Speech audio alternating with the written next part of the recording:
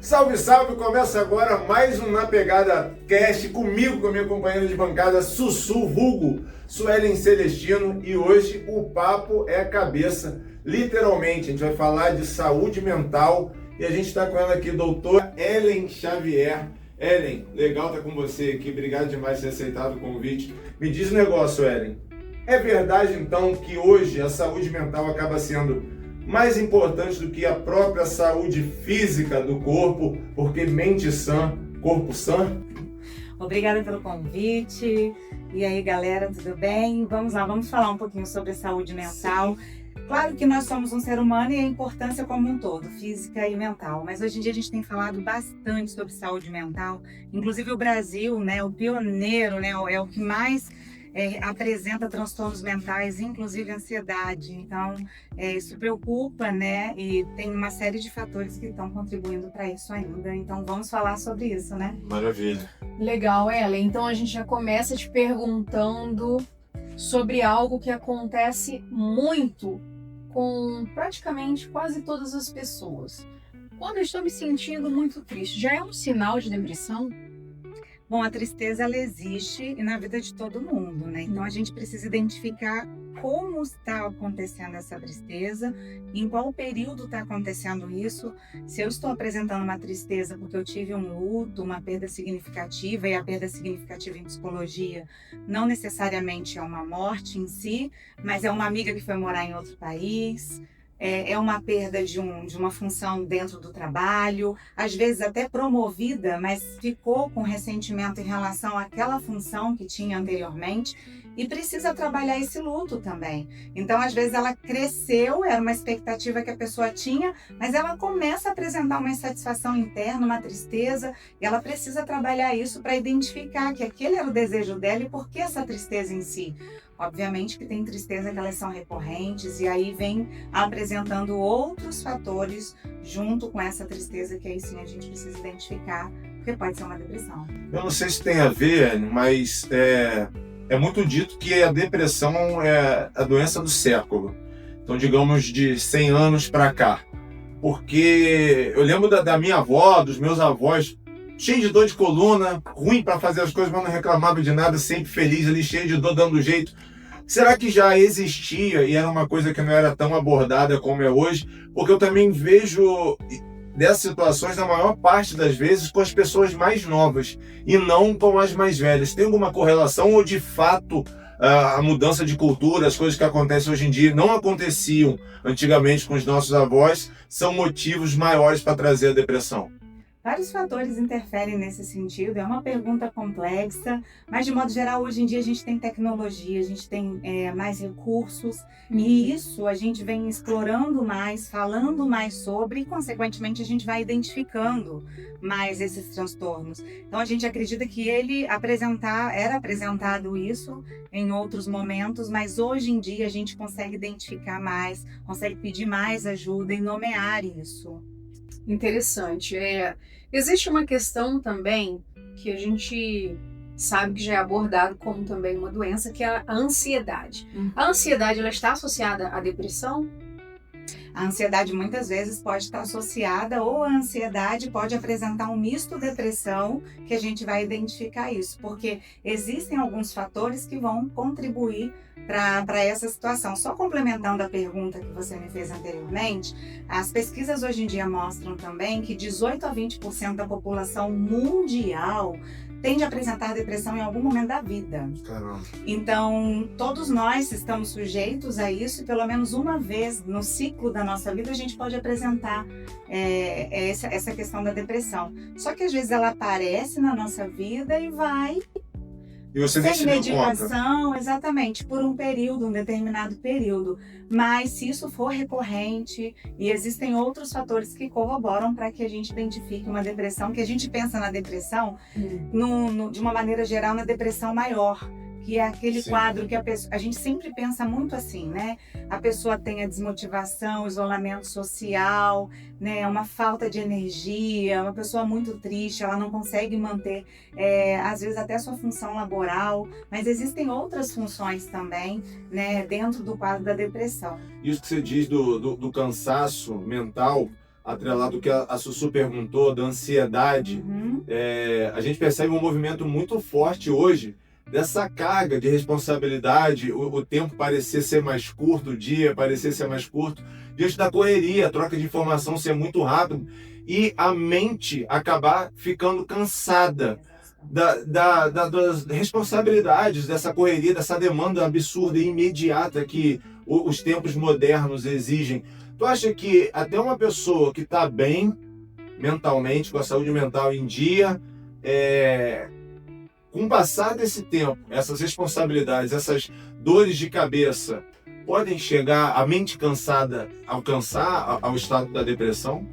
Sem dúvida, não só a depressão, mas através da ansiedade essa depressão aparecer, ou até a depressão também propriamente dita, né? A gente costuma avaliar que às vezes o nível de estresse, ele vai seguindo para um caminho da ansiedade. E a ansiedade não tratada, dependendo de como estiver acontecendo os fatores ambientais, pode gerar sim uma depressão, né? Eu costumo falar que a ansiedade ela não é ruim.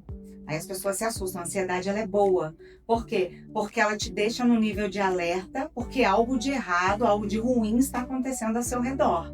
Então você fica no nível de alerta para que você resolva esse problema, para que você volte para o seu estado normal. Esse nível de alerta também vem trazendo consequências no próprio corpo. A continuidade desse alerta, dessa fase de alerta, né? Porque quando você fica em alerta, sua pupila dilata, seu batimento cardíaco acelera, então você tem sudorese, então você começa a sentir as reações no seu corpo, até porque eu estou sentada aqui e eu estou até com a minha perna cruzada. Uhum. Se acontecer alguma coisa, vamos supor, algum barulho, alguma coisa, eu vou querer sair correndo, mas o nível de agilidade que eu terei vai ser diferente. Porque até eu sair para trás, me levantar e sair correndo, para quem está em alerta, ela já está preparada. E o meu corpo já está respondendo em relação ao meu pensamento e essa fase de alerta. Então eu corro mais rápido. Então isso é uma necessidade de sobrevivência. Imagina eu ficar desse jeito aqui sem ter motivo nesse momento. Não relaxo. E eu não relaxo. E aí eu saio daqui para almoçar e aí eu tô nessa posição, comendo, olhando para os lados, pensando que pode acontecer alguma coisa, ou os meus pensamentos voltados para outras coisas que naquele momento não faz sentido, e eu vou ficando no nível de alerta, que depois eu vou para o nível intermediário, até que eu vá para o nível de exaustão. E esse nível de exaustão eu já chego coladinho para eu apresentar a ansiedade. Então, baseado nisso, qual seria o primeiro sinal que a mente dá de que ela não está bem? Aí vai depender, né? Porque às vezes a pessoa não consegue dormir direito. E aí o distúrbio do sono pode ser um sinal para ansiedade, para estresse, para depressão, dentre outros fatores, inclusive um gatilho para apresentar algum transtorno mental. E então a falta de apetite ou o excesso de apetite também pode ser um sinal de que há algo de estranho no teu corpo, no teu funcionamento, na tua mente. A irritabilidade, que está muito ligada também à depressão, que às vezes as pessoas não entendem, a impulsividade também pode estar ligado à depressão atípica. Então, agressividade, raiva, irritabilidade, impulsividade. Existe uma situação assim, de que a pessoa, né, o que a gente tem observado na convivência com algumas pessoas, elas têm perdido a vontade de, não só de viver, mas de coisas pequenas. Seja um estudo, né, seja ali uma interação social, participar de algum evento que acontece na empresa, ou com a família, ou lá no lugar onde ela vai, seja na igreja ou em qualquer outro até o momento social. De descontração. A pessoa está perdendo a vontade ali de estar presente nesses locais. Ela já era uma pessoa ativa, gostava de estar nesse lugar, mas a gente percebe que essa pessoa já perdeu essas vontades. Também é um sinal de que a mente dela não está bem? Pode ser um sinal, sim. Se não aconteceu nada significativo em determinado período, a gente pode entender que já está apresentando sinais e, obviamente, precisa de uma avaliação do psiquiatra, do psicólogo, que, inclusive, muitos pacientes que chegam até mim não passaram por psiquiatra. Às vezes eu vejo muito, eu fui ortopedista e tomo medicação para humor, para depressão. Então você trata, qual é o psiquiatra? Não, eu fui no ortopedista, comecei a apresentar esses sintomas que você deu o exemplo, e o ortopedista entra com uma medicação e aí a pessoa entende que ela pode rever isso e ver com outro médico e pedir uma receita, e quando a gente observa, ela está usando há muito tempo, não fez uma dinâmica medicamentosa adequada, isso é perigoso. A Sussu tinha perguntado sobre identificar os sintomas. Sim. Num autorreconhecimento. Eu te pergunto, é importante, ou talvez até mais importante, porque a gente, quando às vezes está no olho do furacão, a gente não percebe as coisas, e quem está do lado de fora acaba tendo uma visão mais ampla e consegue perceber melhor que a gente. É importante essa participação da família em perceber esses sintomas antes da própria pessoa perceber e chamar para conversar, ver o que está acontecendo. E aí, seguindo uma outra pergunta, já não gera também esse risco da irritabilidade da pessoa falar, agora vem falar que eu que tô com problema, você que tá aí não sabe o que tá passando na minha cabeça, tô com problema nada, são as responsabilidades que eu tenho, estão me deixando assim, blá, blá, blá. Mas de fato já ser o primeiro passo?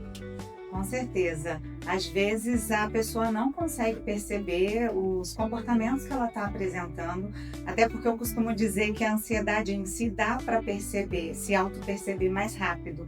A depressão não. A depressão, a pessoa começa a achar que ela está só cansada, que ela não dormiu direito, que ela não se alimentou bem, que a dinâmica da vida dela está um pouco mais corrida, e ela não consegue analisar, se autoanalisar mais rapidamente, como ela está se entristecendo, se anulando. Então esse sinal, não só da família, mas dos amigos, dos colegas de trabalho, quem estiver mais próximo, poder sinalizar e chamar para uma conversa. E eu acho que antes de mais nada, às vezes a gente quer também acolher o outro, questionando muito, por que você está assim, o que está acontecendo, você era diferente. Não, é chegar e falar assim, eu acho que você está muito quietinho, acho que você não precisa compartilhar de repente o que está acontecendo na sua vida, eu não quero ser invasivo, mas eu queria estar aqui do seu lado. Porque tem essa linha tênue, né, Sussu, de a gente querer falar e às vezes a pessoa vê com uma outra forma e ainda acabar piorando a situação. Então a pessoa que tá se metendo na minha vida agora, tá, mas no melhor das intenções, né? Ou então eu tô tentando disfarçar, eu tô tentando sobreviver, e aí chega o outro e mostra que aquilo que eu tô achando que eu tô lidando bem ou que eu tô escondendo temporariamente, tá descarado. E aí isso deixa a pessoa ainda mais desmotivada, de repente tendendo aí a se afastar um pouco mais desse contexto e de outros também. Ellen, baseado neste ponto, a gente passa a entrar numa seara que ela é mais... A gente precisa ter um pouco mais de refino, mais de cuidado para falar sobre ela, que seria aí o suicídio e a tentativa de suicídio, né? Muitas das pessoas, elas estão esperando que alguém perceba que elas não estão bem. Elas não têm coragem de falar e às vezes, muitas das vezes, por uma ignorância, eu acredito até, que de longos anos sempre falarem, não fala sobre o suicídio, não comenta sobre esse assunto. Particularmente eu acredito que o não falar gerou nas pessoas que estão bem aquela questão, não vou perguntar, que é para não incentivar a pessoa a se suicidar. Ou pelo menos despertar um gatilho nela ali e aí ela acabar tentando suicídio. Nisso, fica para o outro, para aquele que está doente, como se ele não recebesse a empatia das demais pessoas, né? Você acredita que sim, isso pode acontecer? Não falar sobre suicídio pode gerar uma resposta contrária ao que se esperar. Não vamos falar para a pessoa não fazer. E aí a pessoa acaba fazendo, e muitas das vezes nas cartas que eles deixam, eles falam, né? Ninguém percebeu, ninguém viu, e de repente as pessoas às vezes percebeu e ficou quieta. Só que a pessoa ficou quieta para não estimular, achando que estimular. Isso acontece? Acontece. E muitas vezes também a pessoa tem receio de abordar a outra E o que eu vou fazer se a pessoa me falar que realmente está mal ou que tem uma ideação, né? Que já pensou alguma vez e que naquele momento não está pensando, ou que já pensou e articulou até. Porque aí, dependendo de como você chegar na pessoa, a pessoa pode falar para você: ai, realmente eu não estou bem, eu pensei em fazer isso e isso. E aí, o que o outro vai fazer? Então, não é só aquele receio de chegar para o outro e falar de algo que é delicado e, de repente, a pessoa pensa que vai ativar, não vai ativar, tá? É importante, sim, que você chegue até o amigo, o filho, a mãe, quem quer que seja, e tente acolher e falar, né? Abrir esse espaço de uma maneira reservada, acolhedora, e que inclusive não está só naquele momento presente, mas disposto a acompanhar esse processo caso ele sinalize que precisa de ajuda, né? E aí, mas eu não tenho capacidade para isso. Eu quero estar junto e falar: olha, eu não sei também lidar com isso, assim como você não está sabendo, mas eu estou junto com você. Vamos ao médico, vamos ao CAPS, se você não tem condição financeira, né? Vamos ao hospital. Porque hoje em dia tem muita situação de apoio que antes não tinha, porque também não era falado muito. Então, foi desenvolvendo a necessidade de ter órgãos e responsabilidades para amparar essas pessoas, né? Exatamente. E aí são muitas. Como é que a pessoa pode contar nesse momento que ela diz: ó, é isso mesmo, você está passando por uma dificuldade? Tô. E você vê que você não pode fazer mais por ela. Mas quais são os caminhos que ela pode contar, então, para que possam fazer por ela? A pessoa pode acolher ali naquele momento, falar assim: eu vou ficar aqui um pouquinho te ouvindo, vou ficar aqui com você, não tem nada para falar agora, mas eu posso ficar aqui com você, mesmo que seja em silêncio. Às vezes a outra pessoa chora, às vezes você faz um carinho, pega na mão. Você pode acolher de várias formas, dependendo do acesso que a pessoa te dá. E aí, quando a pessoa fica calma, ou dependendo da conversa, você pode, em algum momento, abordar: o que você acha da gente marcar uma consulta? Eu vou com você. Ou dependendo do grau que a pessoa esteja apresentando: olha, pode ser difícil para você, mas eu queria que a gente fosse para o hospital agora, para um médico te atender, para de repente te ajudar, dar uma medicação imediata. Vamos pedir ajuda? Então, assim, tô na dúvida, vai ao hospital, pede uma ajuda se você perceber que a pessoa está muito intensa naqueles sintomas. Se ela estiver um pouco mais tranquila, desabafando, e você vê que dá para... Vamos procurar algum familiar. O que você acha de a gente procurar alguém de confiança? Vamos marcar uma consulta? Vamos no CAPS, se não tiver condição? Onde a gente pode ir para a gente pedir ajuda? Eu tô aqui junto com você. E procurar recursos.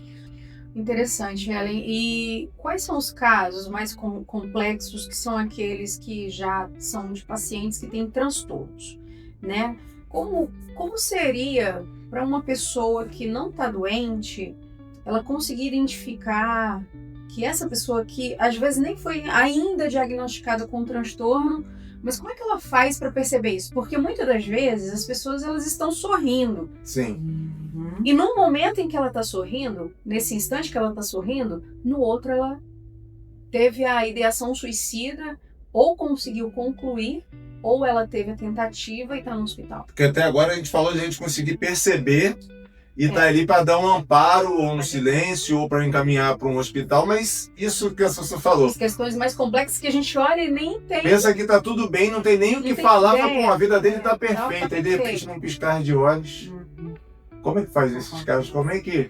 É interessante que, falando disso, eu penso que antigamente havia hospitalização, né, psiquiátrica, e que era diferenciado. Hoje em dia, cada vez mais a gente tende a conscientizar a família como rede de apoio, de cuidados. Hoje em dia, eu particularmente trabalho muito com essa questão da hospitalização, muitas vezes domiciliar, quando tem um apoio da família. Percebeu alguma coisa? Não deixa essa pessoa sozinha. Sabe? Fica perto dela. Há um histórico de um transtorno, então a família tem que entender que precisa estar sempre com um olhar atento. É uma responsabilidade da família, porque existe uma pessoa vulnerável em algum transtorno. Entender um pouco mais esse transtorno, o que eu preciso fazer para entender alguns sinais, né? Porque às vezes a família fica estressada, fala: mal-humorado, ele é assim, ela é assim, mal-humorada, mal-educada, irritada, impulsiva, e pode estar aí apresentando uma fase, de repente, né, desse transtorno. É mimada, parece que está fazendo pirraça, tá de sacanagem, quer chamar atenção. Não, peraí, existe um transtorno por trás, ele está começando a apresentar um sintoma diferente, tá estranho. vamos antecipar, vamos marcar uma consulta com psiquiatras, vamos reaver a questão medicamentosa, tentar acolher e entender também que às vezes é difícil para o familiar, porque aquilo que é óbvio para ele pode não ser para quem tem um transtorno, porque a forma de pensar, a maneira de analisar o mundo é diferenciada e dependendo da crise que ela estiver apresentando, vai ser de difícil manejo para a pessoa e para a família, consequentemente. Existe uma fase de negação da família, né?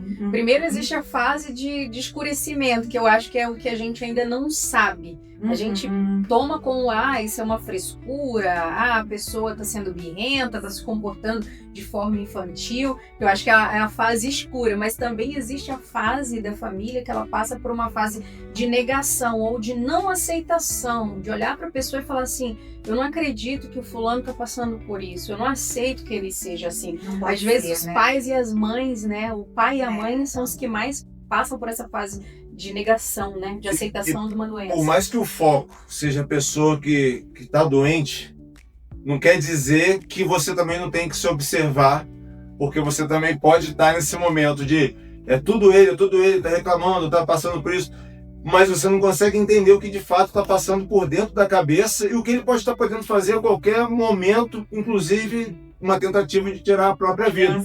Então não é só olhar aquele problema, mas olhar você também e não perder a cabeça, que naquele momento está com um estado de consciência mais ampla, mais sã, né? E não se colocar na mesma situação que o outro, de que não, mas você também está reclamando que eu estou te ajudando. Não, entender que é ele que está precisando de ajuda. Eu tenho que ter maturidade de perceber que eu estou aqui para apoiar. Por mais que me irrite, quem está precisando de ajuda é ele. E essas ações são exatamente as consequências do problema que está passando. Então é importante também a família se olhar, a pessoa que está assim, então fala, eu tento fazer de tudo, mas fulano e tal não dá jeito, porque ninguém vai te mudar se você não quiser mudar. Ok. Mas a gente também não consegue entender o que o outro está passando de fato, a dificuldade. Então é bom a gente se observar como rede de apoio e falar, eu preciso estar bem, eu preciso estar tranquilo, porque no momento que eu tenho que ajudar, às vezes eu acabo atrapalhando. Exatamente. Eu costumo dizer que quando tem um doente na família, a família inteira adoece. E a família também precisa de suporte e entender o que está acontecendo com aquele familiar, com aquela pessoa que está próxima. E eu falei também do luto, né? Que para a psicologia é uma perda significativa. Então, descobrir um diagnóstico ou estar perto de uma possibilidade de um quadro clínico diferenciado, de um transtorno mental, psiquiátrico, que ainda há muito preconceito, e inclusive quando você falou dos pais, os pais começam a pensar assim, o que eu fiz para gerar isso no meu filho? Né? Porque se você quebra o pé, você vai lá, faz um exame e identifica. Agora a questão mental não, você consegue através da fala do paciente, da fala da pessoa, do comportamento da pessoa, que foge daquilo que é esperado.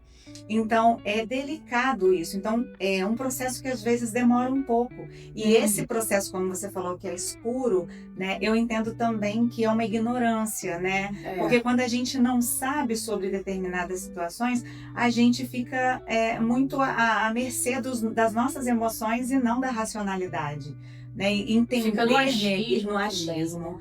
Será? E aí começa a levantar um monte de questões. E ainda mais quando vai o profissional e fala assim, há algum histórico genético, há alguém da família que apresentava algum transtorno, então a gente começa a investigar lá de trás. E de fato passa geneticamente? Muitas vezes tem questões genéticas, sim.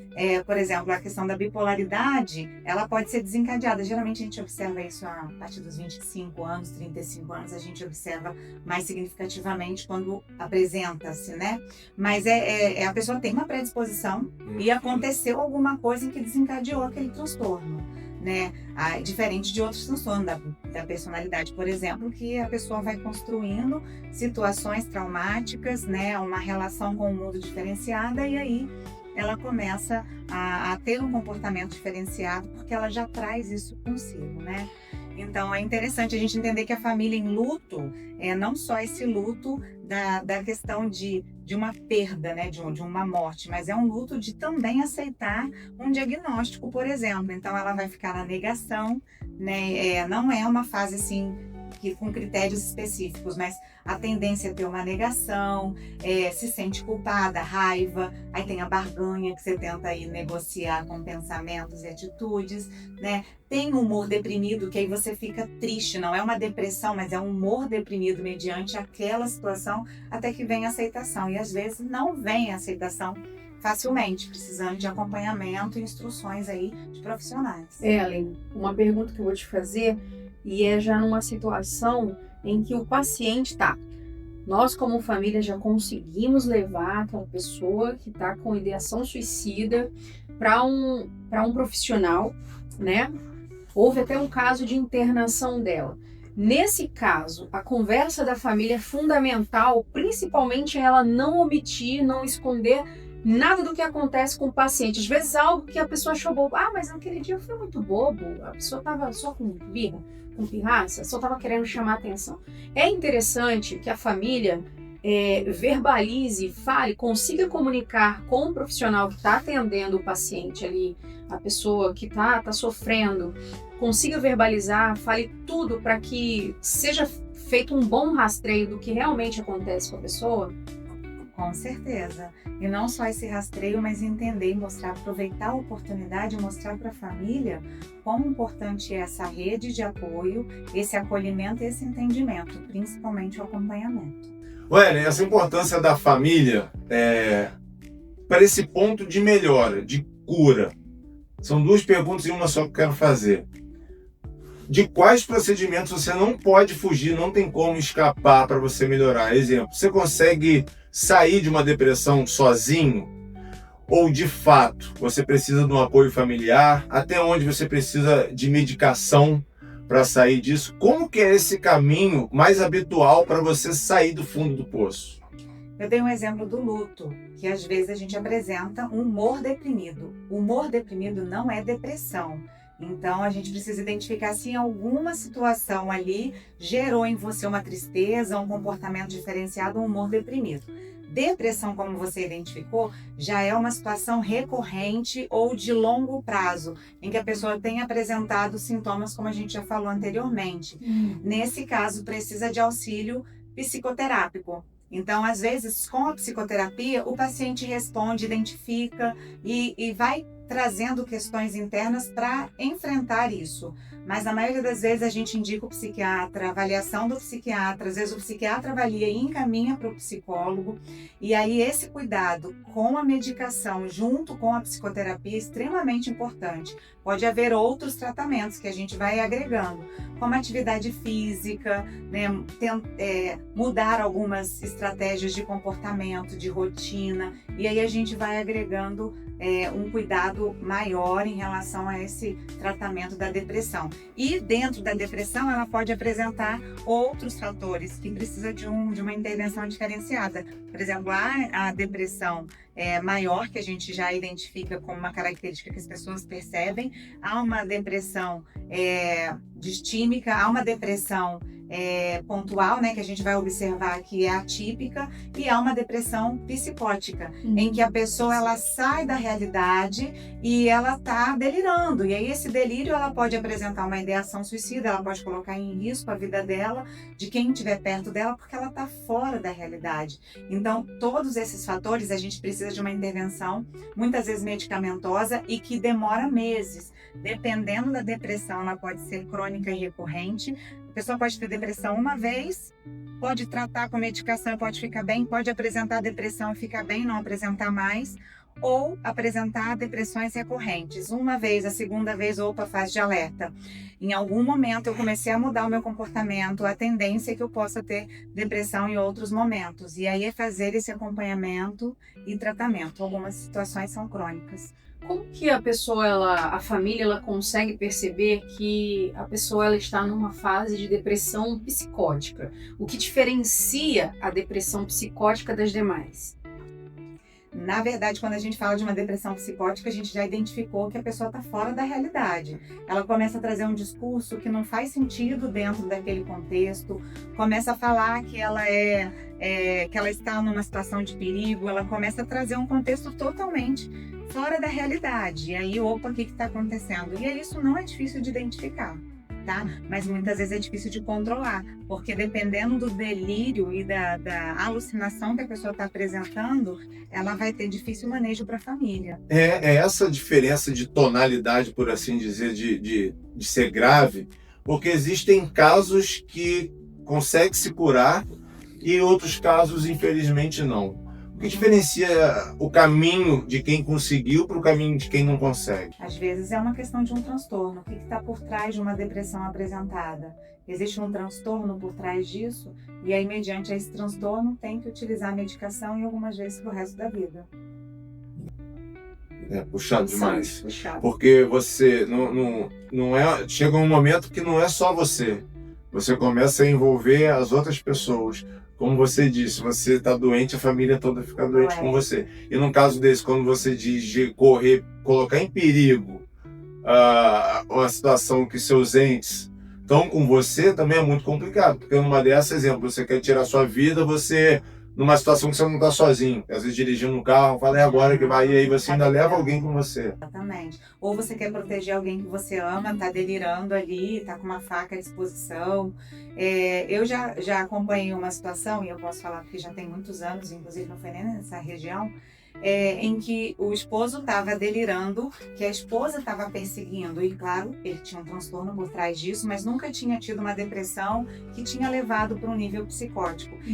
A esposa já sabia do quadro dele, então tinha muito cuidado em relação às coisas dentro de casa, e aí ele pegou um vidro que ele achou que fosse um álcool e ele jogava na esposa para atear fogo nela, e quando ela percebeu isso, era água, né? Mas ele, no delírio, ele achava que estava ali, né, tentando se defender, porque a esposa queria matá-lo, né? Então, o delírio dele era em torno dessa situação, e a esposa conseguiu pedir ajuda e deu tudo certo. Interessante, Ellen. Eu acredito que nessas condições, né, saúde mental é um assunto muito sério, delicado. E a gente já percebeu que a participação familiar ela é muito importante para que haja ali a identificação, né, da doença, para que haja também a cura, ou que pelo menos a pessoa comece a passar pelo processo da cura, como tem muitos casos que infelizmente acaba que a pessoa ela vai precisar, né, tomar remédio pro resto da vida dela. Mas só o fato da família já estar participando e conseguindo levar ela até esse caminho de tratamento e de cura já é muito importante. Muito. O paciente medicado, fazendo terapia, o paciente ele mesmo já consegue se auto-perceber, e aí às vezes eles falam para mim, Ellen, eu já estou começando a sentir que eu estou indo para aquele nível de um humor muito deprimido, eu já estou começando a perceber que o meu funcionamento está diferente. E esse discurso, esse autoconhecimento ajuda muito. Ou às vezes a própria família, ele troca isso com a família, opa, vamos lá, vamos no psiquiatra, vamos fazer um ajuste medicamentoso. Então, assim, esse cuidado de modo geral, tanto do autoconhecimento quanto da família participando, faz toda a diferença, e dá para ter qualidade de vida sim, dá para trabalhar, dá para ter as relações, dá para ter esse vínculo social, dá para viver sim. É que eu tô falando numa situação em que a pessoa está descobrindo toda essa situação, mas com tratamento, acompanhamento, a pessoa consegue sim manter a sua vida de uma maneira adequada, de modo geral. A gente chegando nessa reta final, a gente consegue então meio que ter uma percepção de conclusão de que a gente deve abordar o assunto, falar sobre, exatamente porque a gente não vai conseguir nada sozinho, a gente precisa de ajuda da família, ou dos amigos, ou do médico, do psicólogo, da psiquiatra, da medicação.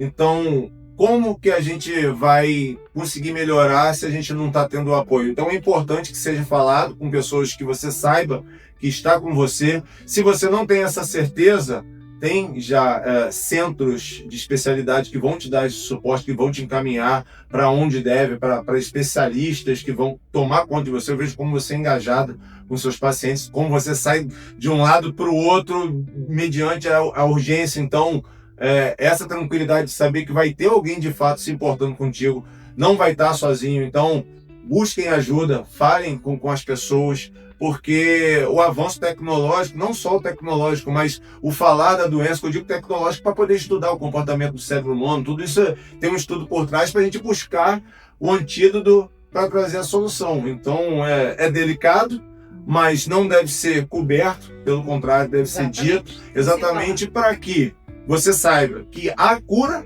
de fato, há cura, comprovadamente falando. Para ter qualidade de vida, sim. Dá um trabalho para fazer, mas você não está sozinho, tem o caminho e não precisa deixar chegar a pior instância, né, Sussu? É isso. Tem família, tem profissional e tem a Real também, sempre para trazer esses assuntos importantes, né? Que a gente traz aqui no Na Pegada Cast. E a gente quer te agradecer, tá? Ellen Xavier, né? Uma grande psicóloga, uma grande profissional. A gente te agradece e já fica o convite para a próxima. Obrigada. Bom demais, bom demais. Legal demais. Obrigadão. Valeu, Ellen. Valeu, Ellen. Maravilha. Eu fico sempre...